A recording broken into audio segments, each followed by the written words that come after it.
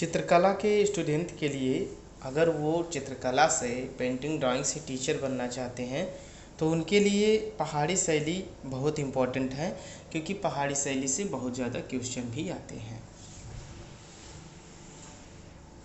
तो आइए इस वीडियो में पहाड़ी शैली की विशेषताएं और पहाड़ी शैली के बारे में हम पढ़ते हैं। पहाड़ी शैली की कई विशेषताएं होती हैं, यानी निम्नलिखित विशेषताएं होती हैं, जैसे रेखा सौंदर्य। रेखा सौंदर्य पहाड़ी शैली की एक प्रमुख विशेषताएं हैं।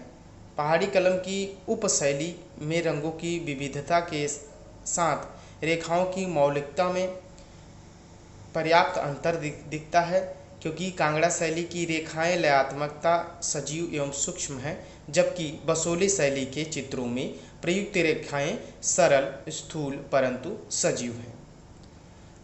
अब पहाड़ी शैली की प्रतीक जो हैं वो कुछ विशेष हैं, जैसे कि राधा कृष्ण के संसर्ग के प्रतीक स्वरूप पक्षी युगल की क्रीड़ा दर्शाकर चित्रों के प्रतीकात्मक पक्ष के साथ साथ भावात्मक पक्ष को भी प्रस्तुत किया जाता है। प्रतीकात्मक अंकन में पपीहा, सारस, तोता, मैना, चकोर, मयूर आदि को आधार बनाकर संयोगावस्था में पक्षियों का चित्रण साथ साथ तथा विरह में एकाकिका के रूप में प्रस्तुत किया जाता है। अब पहाड़ी शैली की विशेषताओं में प्रमुख विशेषताएं रस चित्रण है। अब रस चित्रण क्या है?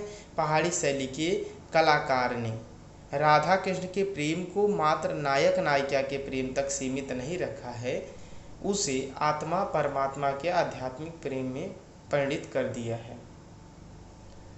अब आगे देखिए तो वर्ण सौष्ठव, तो वर्ण का रंग मतलब उसमें रंग किस प्रकार से दर्शाया गया है। तो पहाड़ी शैली के चित्रों में मुख्य रूप से तीव्र लाल, हरा, बारमिलियन हरा आदि रंगों की विविधताओं का प्रयोग है।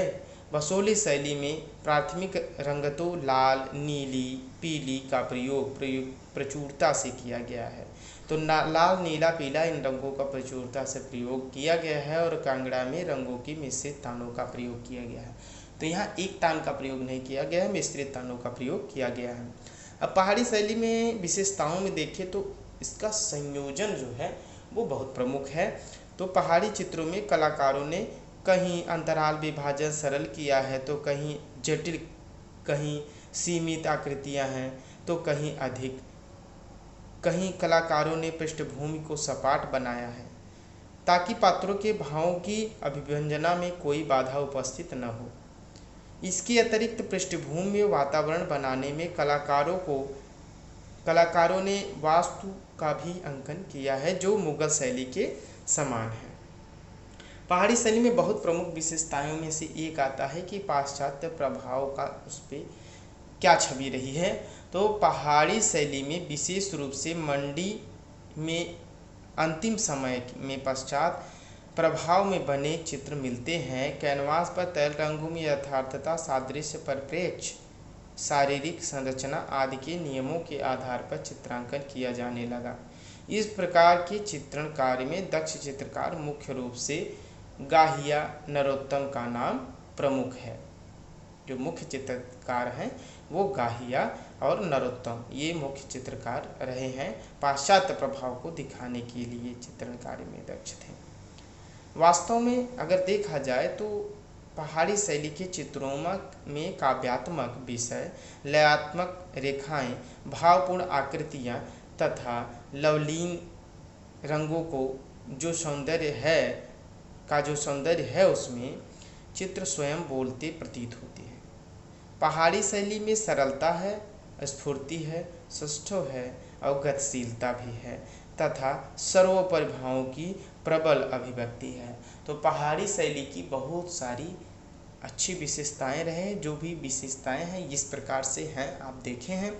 और ये वीडियो अगर अच्छा लगा हो तो प्लीज़ लाइक करके अपने दोस्तों तक शेयर करें, और मेरे चैनल को अभी तक सब्सक्राइब नहीं किया तो प्लीज़ सब्सक्राइब करके बेल आइकन ज़रूर दबा लें, अपने दोस्तों तक शेयर कर दें।